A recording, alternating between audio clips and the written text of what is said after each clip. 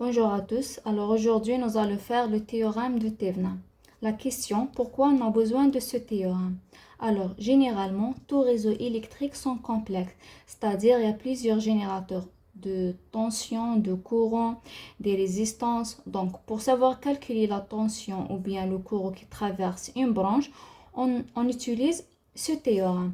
Alors, selon Thévenin, tout réseau électrique complexe peut être simplifié ou bien remplacé par une source de tension unique notée VTH en série avec une résistance interne notée RTH. La tension de Thévenin est déterminée en absence de toute charge entre les points A et B ou bien entre la branche A et B, c'est-à-dire le récepteur des charges est débranché. Pour la résistance de Thévenin ou bien la résistance équivalente de réseau vue par les points A et B est calculée lorsque tous les charges, tous les sources de tension sont court-circuités, c'est-à-dire la tension est nulle, et tous les générateurs de courant sont remplacés par un circuit ouvert, c'est-à-dire le courant est nul. Alors, les étapes à suivre pour ce théorème sont: première étape, débrancher la résistance de charge entre le point A et B. Donc, il faut débrancher le récepteur de charge. La deuxième étape est de calculer la résistance équivalente ou bien la résistance de Thévenin en remplaçant tous les générateurs de tension par un court-circuit, c'est-à-dire les tensions sont remplacées par un interrupteur fermé, et remplacer tous les générateurs de courant par un circuit ouvert, c'est-à-dire le courant nul. La troisième étape est de calculer la tension de Thévenin en utilisant l'une des techniques utilisées pour les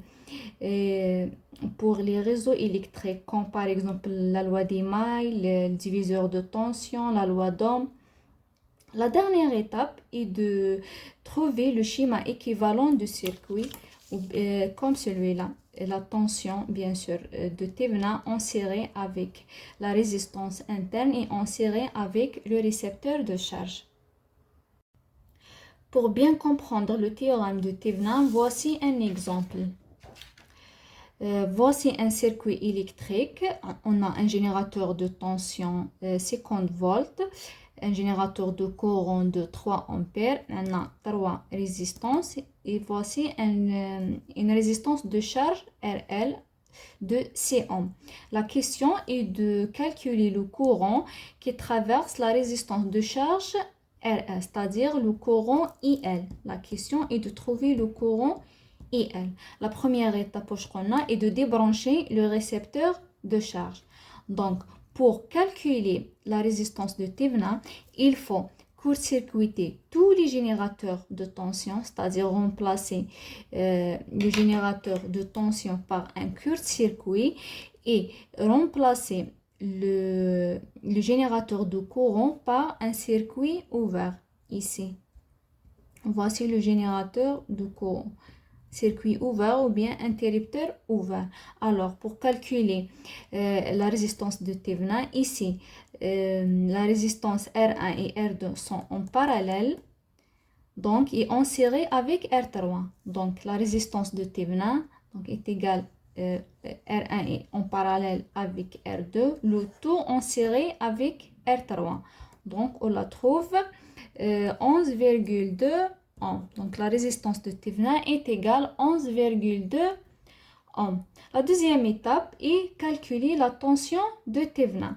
Donc, pour la tension de Thévenin, on débranche toujours le récepteur de charge. Donc, le récepteur de charge est toujours débranché. Donc, voici le circuit équivalent. Donc, ici, si vous remarquez, puisque ici, c'est un circuit ouvert, donc il n'y a pas un courant qui circule la résistance R3. Donc, la résistance R3, comme si elle n'existe pas. Donc, la tension, ici, c'est la masse, donc la tension est 0. Et donc, la tension, le point A, est égale à la tension dans ce point. C'est mieux, par exemple, point D. Et la tension dans ce point, c'est le même tension ici. Donc la tension VTH ou bien la tension de Thévenin est égale à la tension ici. Donc pour calculer la tension VC واش نديرو هنايا في البوان سي واش عندنا في البوان سي عندنا par exemple حنا puisque le générateur de tension ici هذا هو لو سونس تاع الكو دونك on le note par exemple I1 الكورون هنايا كي سيركول في لا ريزيستانس R1 نسميوه I1 الكورون I2 est donné هنايا مدهنا سي 3 ampères et le courant qui sort le point C noté est 3. C'est un exemple. La loi des nœuds la somme des courants entrants est égale à la somme des courants sortants. Donc, I1 plus I2 est égal à 3. Ou bien I1 plus I2 moins I3 est égal à 0. Donc, on trouve les courants. On remplace les courants. Qui met le courant I2 est donné. Donc, c'est 3 ampères. Donc, on va voir. Donc, pour remplacer le courant I1, c'est la tension E moins la tension, la tension VC. Par exemple, V indice C. Donc, c'est E moins VC sur la résistance. Ou bien, comme c'est la loi d'Ohm, ou bien la loi d'Ima, E est égal à R1 fois I1 plus VC. Donc, pour trouver I, donc c'est E moins VC sur la résistance R1.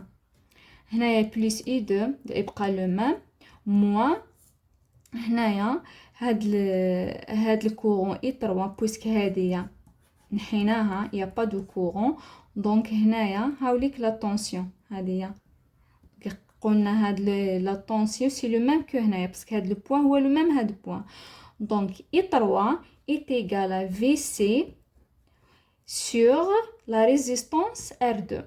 Donc, on remplace directement les valeurs. Application numérique, on a la tension 50 moins VC sur la résistance R1 C4 plus le courant C3 moins VC sur 5. Après, on trouve la tension VC est égale à 34,4 volts. Il y a la tension de Thévenin. Maintenant, notre question est de calculer le courant IL qui traverse la résistance RL. Donc, on fait le circuit équivalent. Donc, il y a VTH, la tension de Thévenin en série avec la résistance de Thévenin en série avec la résistance de charge.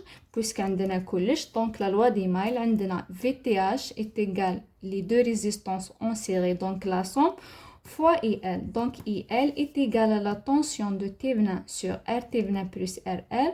On remplace les valeurs numériques. On trouve le courant qui traverse la résistance RL est égal à 2 ampères. Et voilà.